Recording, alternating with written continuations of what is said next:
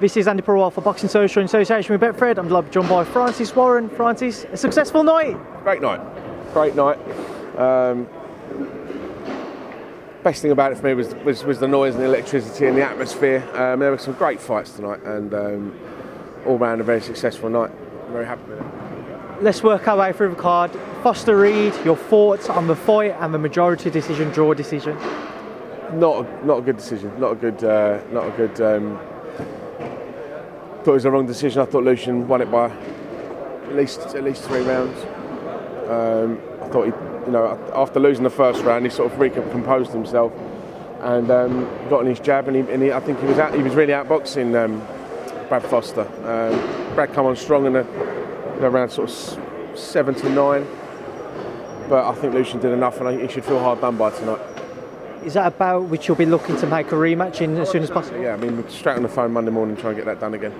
I don't think Brad and his team would have an issue with that, and I know obviously Lucian will want it straight away. So, yeah, I mean, I would imagine because it was made it wasn't difficult to make in the first place, and I think because of the quality of the fight and the controversy, at the end of it, I think all parties will agree that it needs to happen again.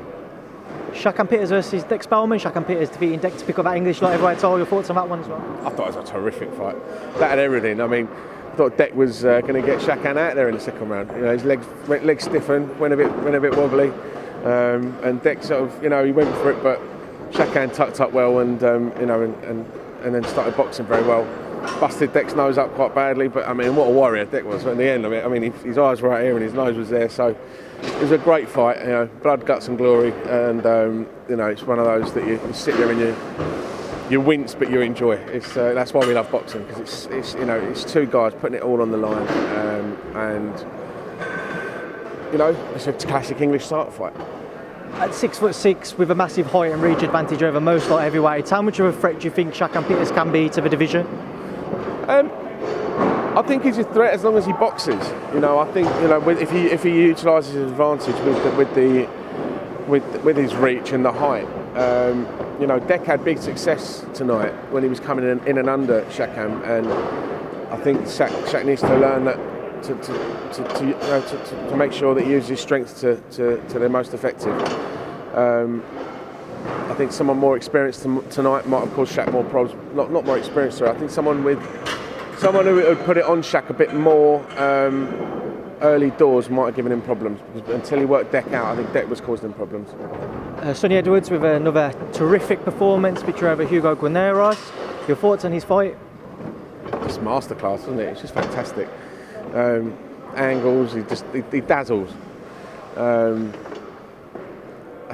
just look forward to seeing him fighting again, because he seems to be getting better and better and better. He's enjoying it more and more and more. And at flyweight, I thought he looked more powerful. I think he had a bit of a problem with his hand in the 7th round. And I think maybe had he not had that, he probably would have got his guy out there. But he finds angles that I'm not going to make the comparison that David Haye made. But you're going to say you're not going to make comparisons. Charlie's brother said that he'd compare him to Lomachenko and Floyd Mayweather. Well, I don't compare him to anyone, because he's Sonny Edwards. He's his own man, and he's doing things his way, and he's creating his own style and in his own